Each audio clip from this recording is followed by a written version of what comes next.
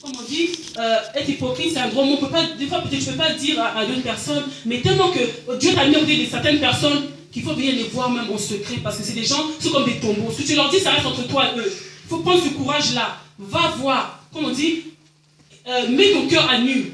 Hein, pour tout est là. Mets ton cœur à nu et explique mon problème et ça. Même si c'est pour des histoires très difficiles que je ne peux pas dire à quelqu'un, mais eux, ils sont là pour ça. Tu lui dis, il y a ça, et ça, ils sauront comment faire pour te guider. Moi, ce Dieu-là, il m'a convaincu que je devais aller voir maman Anne.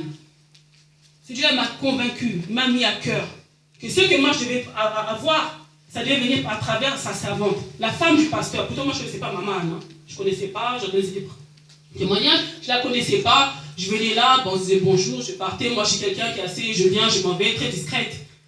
Mais Dieu m'avait mis à cœur, ce que tu cherches, c'est elle qui va te donner. Et à cette époque-là, maman Anne était partie en Afrique. Elle n'était pas là. Donc, j'attends qu'elle revienne. Je pense que tu vas passer à Carlos. Il faut que je vienne, il faut que je paye maman Anne et tout ça. Je suis convaincue, j'ai des choses que j'ai besoin. Je vais avoir à travers maman Anne et tout ça. Elle revient quand? Maman Anne aussi, elle commence à repousser. Elle repousse son voyage. Elle repousse. Je dis, Seigneur, comment je vais faire? Quand elle est arrivée, moi, vraiment, j'étais violente. Hein. Ah non. Je dis, Seigneur, emmène-moi, révèle-moi. Pourtant, je ne connaissais pas grand-chose, mais Seigneur, fais-moi une femme de révélation. Hein? Quelque chose que je dois faire, qui doit attraper ma maison. Parce que je ne peux pas aller voir quelqu'un venir comme se partir d'un ballon. Parce que non, je suis convaincue que c'est elle, le Seigneur, fais-moi grâce. Ouvre-moi ce truc-là que tu as ouvert à d'autres autrement. Parce que ce que Dieu va m'ouvrir à moi de faire, ce n'est pas ce qu'il va t'ouvrir à toi de faire. Moi, il va me demander peut-être, Sabrina, fais une offrande. Mais l'offrande là, c'est quoi? Moi, c'était juste un petit drap. Un drap de rien du tout. Tu t'imagines, tu amènes une savante de Dieu et tout ça, comme offrande, un petit cadeau, tu amènes un drap. Quelqu'un vous dit que c'est comme si chez elle n'avait pas de drap, comme si chez elle, je sais pas, lui manque de quoi dormir, quoi. Je dis, Seigneur, il me met à cœur. Je dis, ça c'est trop petit, j'achète même des quoi. Non, Dieu me dit seulement un drap. J'ai commencé à prier, j'ai commencé à me révéler. Qu'est-ce qu'il y a derrière ce drap? Je suis pas joué à maman Anne, elle ne me connaissait pas, elle venait de l'Afrique, elle m'a dit, il n'y a pas de problème, on va te soutenir dans la prière. Moi, j'ai dit, on peut rentrer en prière, en veiller, tout ça pour m'aider, je n'ai vraiment besoin. Elle m'a dit, c'est quand tu veux faire un programme. Et je suis partie là-bas, c'était jeudi. Hein. Non, c'était mercredi. Est-ce qu'on peut rentrer ce week-end en prière? C'était vendredi. Elle a dit, il n'y a pas de problème. Tu la prends de cours, hein, mais tout de suite, elle te dit, viens demain en prière. Je suis partie en prière, ils m'ont soutenu avec la sœur d'école. Et quand je suis sortie de là, j'avais dit, ces jours-là, il y avait un grand témoignage.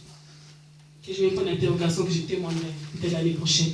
Il s'est passé de grandes choses ces jours-là quand je suis sortie de cette maison-là. Et ce sera ça le témoignage de ma vie finale. Donc je les garde en point de suspension. Mais ce Dieu-là, il a permis que je puisse avoir ce que j'ai pu avoir à travers maman Anne. Moi, je suis dans la prière. Ce drap-là, à travers les déclarations qu'elle a fait, à travers sa propre bague qu'elle avait mis dans mon doigt. À l'époque, je n'avais pas de bague. Mais aujourd'hui, c'est plus sa bague. Ah non, c'est pas sa bague, c'est la mienne, c'est là. Amen. À travers la bague, maman Anne avait mis dans mon doigt, elle avait fait des déclarations. Elle m'avait donné des directives qu'on a fait ensemble. J'ai suivi toutes ces directives, la sanctification et tout. Je vous dis, quand tu es quelqu'un qui va avoir un homme à côté, tu n'arrives pas à dormir tout seul, va entrer dans la sanctification pour te voir un petit peu. C'est pas facile. Mais je suis entré dans la sanctification. J'arrivais au bout. Quand j'arrivais au bout, le Seigneur, il a commencé à faire. Parce que quand tu sers Dieu, il te paye. Comme on dit, tout travail mérite son salaire. Mais Dieu, il paye plus que n'importe quoi. Parce que Dieu, s'il veut te payer à Chirac à côté, n'a pas de salaire. Hein? Même les millionnaires qu'on voit aux États-Unis, rien devant toi. Si Dieu veut vraiment te bénir, Dieu fait. Et l'Éternel m'a fait grâce. Je suis passé par la délivrance. À travers Pasteur Carlos et sa femme. Je suis passé par la délivrance, je suis passé par le baptême. Et à travers là, les choses se sont ouvertes dans ma vie. Et j'ai continué à marcher dans la crainte de Dieu. Je suis parti, Dieu a permis que je puisse me déplacer. Je suis parti, je n'habite plus ici. Avant, j'étais à 20 minutes là. Mais maintenant, je suis à 2h30 d'ici. Je suis en Normandie. Dieu m'a écarté et m'a emmené là-bas. Parce que Dieu travaille avec des gens, il les écarte, je dois mettre toujours dans un endroit. Il te fait toujours te déplacer quand tu veux commencer à travailler avec toi. C'est Dieu là m'a emmené là-bas. Et là-bas, je commence à craquer. Dieu te bénit d'une grande maison, te bénit de beaucoup de biens, mais tu sens vraiment que tu es tout seul. Dieu Seigneur, mais ta parole, tu dis quoi? Parce que la Bible me dit, Dieu en a seulement à travers ses paroles. Hein? Dieu dit que les personnes éternelles, elles enrichissent, mais c'est possible d'aucun chagrin. Mais comment moi qui ai tout ça, je sens qu'il me manque quelque chose. Il me manquait ce quelque chose. J'étais toute seule, j'avais tout ça, mais j'ai partagé avec qui, Seigneur, machin et tout. J'ai craqué, j'appelais maman. Je suis revenue toujours auprès de Naomi, comme Ruth, la revenue auprès de Naomi. Moi, je suis revenue auprès de maman, Anne. Dans la prière, je suis venue, maman, des conseils, me prenait des conseils, ne craque pas comme ci, comme ça. Et Dieu m'a fait grâce. J'étais mis bon, j'étais mis bon. Mais un jour, je suis arrivé au bout. Mais tellement Dieu est bon dans sa parole, il dit, hein, nous ne soyons pas tentés dehors de nos forces. C'est Dieu là. Quand je suis arrivé au bout là, parce que quand tu as la force là, pour que Dieu puisse faire pour toi, il va te regarder. Hein. Quand tu sens que moi, je me suffis avec mon enchant, avec ma beauté, mon bel Nini, qu'est-ce qu'il va me dire celui-là? Elle va me dire quoi? Tu te contentes de toi, même par ta propre force, ta propre intelligence, Dieu te regarde. Pour que Dieu puisse faire dans ta vie, il faut qu'il t'enlève ton intelligence, il suffit de son intelligence à lui. C'est ça qui fait la différence dans la vie d'un enfant de Dieu. Je me suis dit, mais qu'est-ce que je vais faire, Seigneur? Je me suis dit, ok, les offrandes, je fais, ceci, je fais. Mais je sens que Dieu me demande un autre niveau au-dessus. Mais c'est quoi ce niveau au-dessus qu'il me demande? Je dis, Seigneur, d'habitude, tu ne mets pas sur toi tes serviteurs, tout ça. Mais la Bible dit que si tu veux parler à ton Père, tu rentres dans ta chambre, tu fermes la porte et tu pries. Moi, aujourd'hui, c'est ce que je vais faire. Mais comme je ne vais pas encore de là, parce que ça, c'est tout simple. Tu sais ce que moi, je n'aime pas, j'arrive pas. C'est le jeûne. Mon frère et soeur, moi, c'est un jeûne. Un simple jeûne qui a déclenché les choses dans ma vie. Un simple jeûne, hein. J'aime trop manger. Moi, pour la nourriture, laisse tomber quoi. Mais je me suis dit, bon, je vois que Seigneur, là, c'est pas la peine, parce que je n'ai pas besoin qu'on aime me dire quoi que ce soit. Je vais faire un jeûne. Comme c'est ça que j'arrive pas, c'est ça que je vais te donner un jeûne. Mais je veux que tu me parles aujourd'hui. Je suis rentré dans la chambre, j'ai dit aux enfants, je vais dans la chambre toute la journée, il ne faut pas me déranger. Mon fils qui a 16 ans aujourd'hui, il est en train de tout gérer pour ses petits frères. Je suis rentré dans la chambre, j'ai fermé la chambre. Je dis aujourd'hui, c'est moi et toi, Seigneur. J'ai cherché l'Éternel. J'ai prié, j'ai gêné ce jour-là comme je ne l'ai jamais fait. J'ai prié, j'ai pris la parole, j'ai prié. C'est au moment que je sentais que j'étais fatiguée. J'ai entendu une voix qui me dit, il est en chemin, il arrive. Je dis, comment ça? Je dis, non, je ne vais pas le redire. C'est ça qui a été dit, là, en chemin, il arrive. Quand j'ai fini manger à 18h, à 19h30, j'ai rencontré l'homme qui m'a épousée aujourd'hui. Tic au tac, hein, c'est pas une semaine après. Même pas 1h30 après. J'ai rencontré l'homme qui m'a épousée aujourd'hui. Et c'est là. Mais quand je l'ai rencontré, je ne savais pas que c'était lui. Je suis réparti encore dans les pieds du Seigneur. Lui poser la question, parce que souvent on ne réussit pas parce qu'on ne pose pas les questions.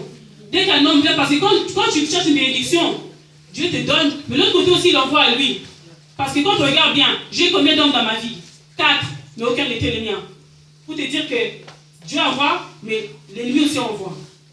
Malgré la vie que je commençais à mener, de sanctification, de la crainte de Dieu, de faire les choses pour Dieu, pour être agréable à Dieu, ce Dieu-là, il ne pouvait pas me laisser comme ça. Quand il est venu dans ma vie, je dis, Seigneur, regarde, je vois cet homme-là qui s'approche, je me dis qu'il est en chemin. Mais quand tu dis qu'il est en chemin là, je veux savoir, est-ce que c'est vraiment lui, c'est lui? C'est quoi sa vie? Qu'est-ce qu'il veut pour moi? Notre finalité, ça sera quoi? J'ai demandé des questions précises au Seigneur. Le même soir, il m'a répondu. Il m'a montré ce qu'il a pu me montrer. Mais à la fin, il m'a dit, il t'abandonnera tout ce qu'il a qui est autour de lui, il va te tenir la main, vous allez avancer. Et aujourd'hui, ça s'est accompli. Mais quand une fois de plus, je suis revenu auprès de Dieu, le Seigneur m'a dit ça. Mais tout le monde est des gens, des êtres humains, je me suis dit, quand on me met auprès des serviteurs de Dieu, on ne peut pas faire les choses comme ça. J'ai appelé Pasteur Carlos. Je dis, Pasteur Carlos, avant j'avais reçu l'échec dans ma vie, parce que j'ai fait n'importe comment, je ne consultais pas le serviteur de Dieu qui était à mes côtés. Mais la Bible dit, confiez-vous à mes serviteurs, vous réussirez. Amen. Je me suis confié à Pasteur Carlos, je dis, Pasteur Carlos, regarde, il y a ça. Pasteur Carlos a dit, on va prier, je vais te répondre. Et le jour qu'on est rentré ici avec mon mari à l'église, Pasteur Carlos m'a dit, ma soeur, ma fille, quand vous avancez, je vois comme des jumeaux. C'est bon, c'est un bon fruit, c'est pour toi. Amen. Et c'était un combat. Pour arriver jusqu'à là, imagine une femme de 6 enfants qui a fait sa vie comme elle a pu faire. Le monde a parlé, les gens déjà condamnés, avaient déjà cloué à la croix. Vous avez déjà mis des points dans ma vie. Que Dieu puisse envoyer un jeune. Parce que je vais vous dire, pendant que j'étais en train de chercher la face de Dieu, j'ai eu des gens qui ont parlé. Mets-toi à l'aise seulement avec tes 6 enfants-là. Prends seulement papa de 60 ans, 65 ans, 50 ans, qui va te mettre à l'aise et tu vas être comme son bébé. Mais en moi, je sentais que c'était pas ça pour moi. Mais c'est Dieu là qui sait confondre les gens. C'est Dieu là qui sait confondre les gens. Les dieux ont confondu l'intelligence des gens. Ces dieux-là les a confondus. Il m'a envoyé un jeune homme, plus jeune que moi, et qui m'a cité avec mes 6 enfants. Maintenant, les différences, j'ai commencé à être en combat au niveau des familles. Même pas pour moi-même. Parce qu'il va habiter avec moi, mais ces différences d'âge commencent à gêner les gens. Mais Dieu, quand il fait les choses, il ne fait pas les choses de n'importe comment. Il fait des choses qui bouleversent. Quand Dieu veut faire un témoignage d'une personne qu'il aime, quand Dieu fait un témoignage de quelqu'un qui a souffert, qui a eu cette vie-là, hein, il ne le fait pas n'importe comment. Il faut que ça bouge le monde.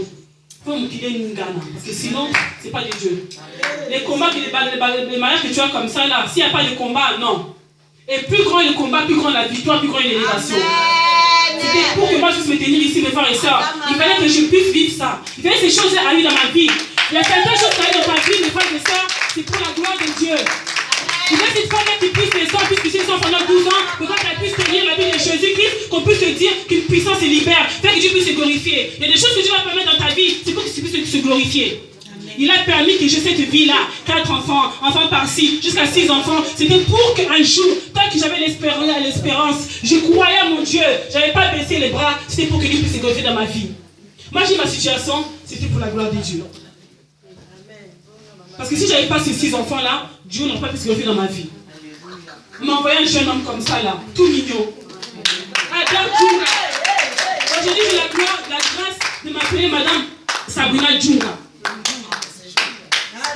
J'ai pleuré les filles, je me disais, ah Seigneur, pourquoi les autres, leur mari leur tiennent le sac? Pourquoi les autres ceci? Pourquoi les autres, ils vont se... Moi, je demande seulement un homme avec qui il va pour accepter qu'on puisse prier, ne plus que dans la chambre tous les deux. J'aimerais bien vivre ça, Seigneur. J'ai besoin de vivre ça, mais c'est tout ce que je demande. Même si après, il ne m'accompagne pas dans d'autres choses, seulement qu'on puisse prier ensemble, même dans la chambre. Pourquoi je ne peux pas avoir ça? Mais non seulement ça, Dieu m'a envoyé quelqu'un qui prie avec moi, mais quelqu'un qui se déplace partout où on va avec les serviteurs de Dieu. Il est avec moi. C'est quelqu'un qui me pousse, qui m'a dit aujourd'hui, vas-y, moi je reste avec les enfants. Il m'a donné quelqu'un qui a compris d'abandonner son état à lui aussi, parce que lui aussi, il a une longue histoire, il a son témoignage à lui, pour arriver ici. C'était pourquoi? Pour qu'on puisse témoigner la grandeur de Dieu. C'était pour que ceux que nous avons vu dans nos vies, ceux qu'on avait vécu, nous avaient bloqués, aujourd'hui, qu'on puisse être un témoignage à édifier, à communiquer les bonnes choses, à savoir quand tu es une personne qui a les bonnes choses te communique, qu'on soit concentré, reçois ça et mets-le en œuvre pour que tu puisses recevoir les fruits de Dieu dans ta vie. Mes frères et sœurs,